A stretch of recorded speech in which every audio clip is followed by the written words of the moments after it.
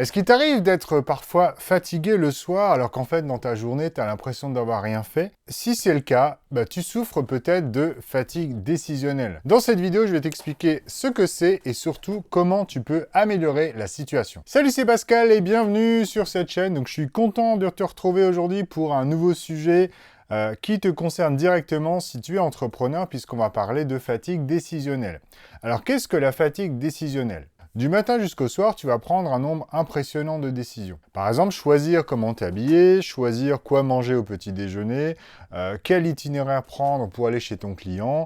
Ensuite, chez ton client aussi, tu auras un certain nombre de décisions importantes, comment planifier ta journée, ce que tu vas manger à midi, etc. jusqu'au soir où tu vas encore prendre un nombre de décisions importantes. Et bref, tu l'auras compris, dans le monde moderne aujourd'hui, il y a un certain nombre de décisions à prendre et ce nombre de décisions est vraiment beaucoup plus important que nos grands-parents à l'époque. Et en fait, ce qu'il faut retenir, c'est que chaque décision que tu vas prendre va finalement fatiguer ta volonté et ta maîtrise de toi. Alors, le phénomène de fatigue décisionnelle a été découvert à la fin des années 90 par deux psychologues, je te mettrai les noms juste en dessous. Et en fait, l'idée à retenir, c'est un petit peu comme un muscle. Donc, à chaque décision que tu vas prendre, ta volonté va se fatiguer et ce muscle va se fatiguer jusqu'à arriver à un épuisement. Alors, tu te demandes peut-être, Pascal, ok, mais qu'est-ce que ça a à voir avec moi?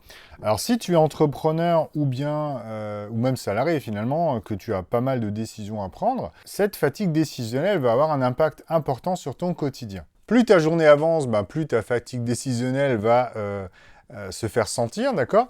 Et du coup, qu'est-ce qui se passe? Finalement, le soir, tu rentres chez toi, tu arrives épuisé. C'est mon cas aussi parfois, hein. Tu arrives épuisé, tu n'as plus de volonté, tu n'as plus envie de choisir quoi faire à manger, tu n'as plus envie de ranger ses papiers, tu n'as plus envie peut-être même de t'occuper de tes enfants, hein, c'est peut-être arrivé. Et tu te dis, mais c'est pas normal. Et finalement, qu'est-ce qui se passe? Tu vas t'installer devant la télé, lancer Netflix, et finalement, tu comprends mieux pourquoi l'option lecture automatique de Netflix a un tel succès. C'est que le soir, quand tu es devant ta télé, ta volonté est tout simplement à plat, d'accord? Et tu es complètement épuisé. Autre conséquence de la fatigue émotionnelle, c'est aussi en fait le raisonnement logique, c'est-à-dire que la fatigue émotionnelle va avoir un impact sur la gestion des émotions, la maîtrise de soi, mais aussi les performances logiques, le raisonnement logique. Et c'est là où ça peut paraître complètement contre-intuitif, tu vois, parce qu'en fait, tu dis, ouais, mais attends, je comprends pas, ma volonté fatiguée, je vois pas ce que ça a à voir avec le raisonnement logique. Et bien justement, si, il y a des études qui ont clairement montré ça. Donc si aujourd'hui, tu travailles, voilà, tu es consultant, entrepreneur, salarié, tu as des choses à gérer, du quotidien, des tâches à organiser, tu vois bien que ton raisonnement logique va être impliqué là-dedans. Et donc, c'est important de finalement travailler sur sa fatigue émotionnelle. Pour continuer dans cette vidéo, je vais te proposer plusieurs techniques, plusieurs stratégies que tu vas pouvoir utiliser pour agir justement sur cette fatigue décisionnelle. Alors, la première stratégie, ça va être tout simplement de réduire le nombre de choix. Ça peut paraître complètement bateau, tu vois, mais en fait, dans ta journée, tu vois, il y a peut-être, je sais pas, 500 décisions ou même beaucoup plus. Il y a des milliers de décisions à prendre. Donc, si tu arrives à mettre en place, finalement, des actions qui peuvent réduire le nombre de choix, tu peux agir sur ta fatigue décisionnelle. Alors, par exemple, les exemples classiques, c'est, il y a des gens qui s'habillent aujourd'hui tous les jours de la même manière. Tu vois, il y a des gens très connus comme Barack Obama, Mark Zuckerberg ou Steve Jobs, par exemple. Eux, ce qu'ils faisaient, c'est que, ce qu'ils font encore aujourd'hui d'ailleurs, c'est que tous les jours, ils s'habillent de la même manière. Du coup, il n'y a pas besoin de se poser la question, comment je vais m'habiller aujourd'hui, tu vois. Si tu veux pas aller dans le cas aussi extrême, ce que tu peux faire, c'est par exemple, un truc tout simple, c'est dans ton dressing, tu fais soit une pile de t-shirts ou soit tu les mets sur cintre, et du coup, tous les jours, tu prends le premier t-shirt qui arrive dans la pile, tu vois.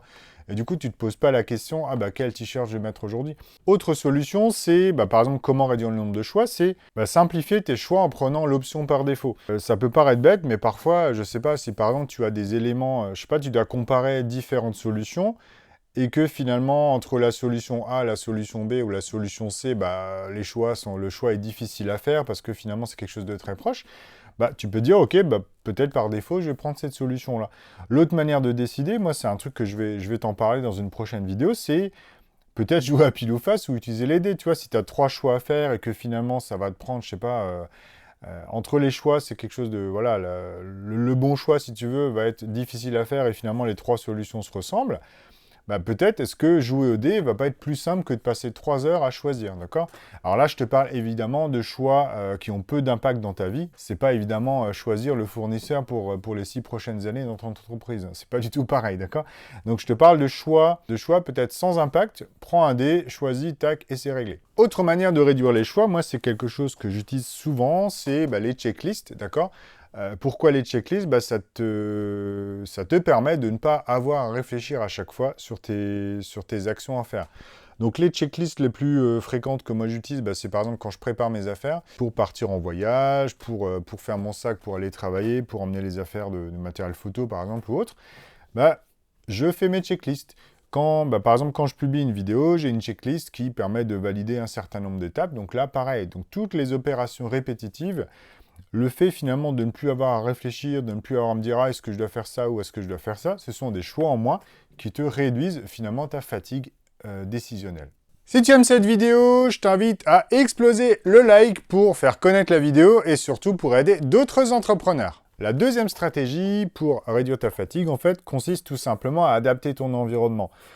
Tu vois bien que si dans ta cuisine, tu as plein de sucreries, d'apéritifs, etc., il faut de la volonté pour ne pas en manger. Donc, si tu te dis, OK, au lieu d'utiliser ma volonté pour ne pas craquer, entre guillemets, le plus simple, ça serait peut-être tout simplement d'enlever ces choses-là. Donc, en fait, dans ton environnement, tu peux adapter un certain nombre de choses pour ne pas avoir à choisir.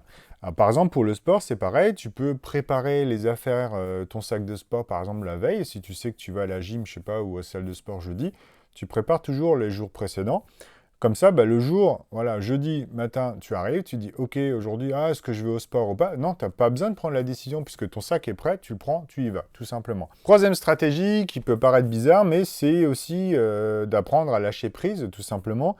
Si aujourd'hui, tu es un peu dans le genre, tu aimes bien contrôler les choses, peut-être que tu as des gens qui travaillent pour toi, il y a parfois des décisions sans importance qui peut-être te faciliteraient la vie de ne pas les prendre, tout simplement. Donc peut-être, voilà, moi je t'invite à essayer quelques jours comme ça, à lâcher prise sur certaines choses, je sais pas, même l'écriture d'articles ou d'autres choses. Enfin, si tu travailles avec des web designers ou autres, laisse-les faire, donne-leur un peu de liberté. Et tu verras que peut-être toi, tu seras moins fatigué et il y aura peut-être des résultats surprenants aussi de leur côté. Quatrième stratégie, c'est d'apprendre à déléguer tout simplement. Donc ça rejoint un petit peu la stratégie d'avant. Mais là, cette fois-ci, c'est volontairement, tu vas dire, OK, il y a un certain nombre de décisions que je ne vais pas prendre moi-même. Je vais laisser les personnes qui s'en occupent directement, s'en charger directement. Qu'est-ce que tu peux déléguer? Par exemple, voilà, dans la famille, si tu as des enfants, tu peux évidemment inviter tes enfants à choisir leurs propres habits le matin. Tu vois, ça paraît tout con, mais il y a tellement de parents, en fait. Moi, je le vois autour de moi. Tellement de parents choisissent encore les habits. Non, responsabilise tes enfants. Laisse-les choisir les habits. Alors, évidemment, au début, quand ils sont petits, tu peux checker qu'ils ne mettent pas n'importe quoi. Par exemple, un short quand il pleut, tu vois. Mais voilà, c'est tout con. Et du coup, tu peux aussi, comme ça, laisser tes clients ou laisser tes fournisseurs, par exemple, faire certains choix. Tu leur dis tout simplement, écoutez, proposez-moi une solution, et puis laisse-les travailler, tu vois. Souvent, responsabiliser les gens, ça permet vraiment de trouver d'autres solutions, tu vois. C'est un peu comme le côté jouer au dé, tu vois. Le client, en fait, tu vas le laisser faire un choix, et ça peut apporter de nouvelles solutions. Cinquième stratégie, alors celle-là, je pense qu'elle est importante pour tout entrepreneur avant tout. L'idée, c'est de décider rapidement. Alors, pourquoi? Parce qu'en fait, quand tu compares des objets, tu compares des solutions, tu vois, ça va te prendre une énergie. En fait, plus tu mets du temps à décider, plus ça te prend de l'énergie. Donc moi, je te conseille vraiment de décider très rapidement. Alors, tout dépend de l'impact de la solution. Évidemment, choisir le job pour tes 20 prochaines années, peut-être ça prend un petit peu plus de temps. Mais si tu as une décision à prendre, peut-être même parfois choisir entre 2 fournisseurs, décide rapidement. Tu vois, parfois l'instinct te donne de bonnes pistes. Donc moi, je te conseille vraiment, pour des petites décisions, de décider très rapidement, en moins de 30 secondes. Et du coup, plus vite tu vas décider, moins d'énergie ça va te consommer. Sixième stratégie, c'est d'utiliser les habitudes. Donc, les habitudes, tu vois, ton cerveau il est en mode automatique, il n'a pas de décision à prendre. Du coup, ça ne va pas le fatiguer en termes de volonté. Qu'est-ce qu'on peut faire? On peut évidemment réfléchir aux habitudes que tu as dans la journée, mais tu peux aussi, comme ça, créer de nouvelles habitudes. C'est là où ça va être intéressant. C'est par exemple, bah voilà, tous les jours faire du sport à un certain moment de la journée. Après, je sais pas, par exemple, tu vas brosser tes dents, tu fais ton sport, ou bien tu fais ton sport, tu prends ta douche, tu manges, enfin voilà, il y a un certain nombre de choses que tu peux mettre en place par habitude, et du coup, tu as plus besoin de te poser la question. C'est quoi là? Tu as bien compris l'importance de la fatigue décisionnelle.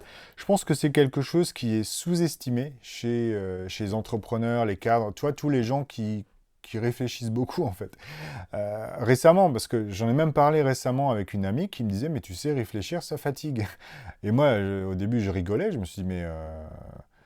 Et en fait, tu te rends compte que le cerveau consomme énormément d'énergie. Alors, tu peux avoir de la fatigue physique, mentale, psychique, émotionnelle, la maîtrise de soi, la volonté. Du coup, peut-être le soir, tu manges des chips quand tu rentres, tu vois, tu résistes plus au grignotage, etc.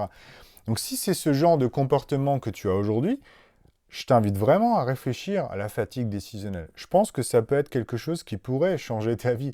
Donc, si tu as aimé cette vidéo, évidemment, je t'invite à liker, à t'abonner. Si ça t'intéresse d'en apprendre plus sur les habitudes, j'ai fait une autre vidéo sur le sujet. Je te parle de la règle des 1%. Je te mettrai du coup un lien juste en dessous en description. Salut!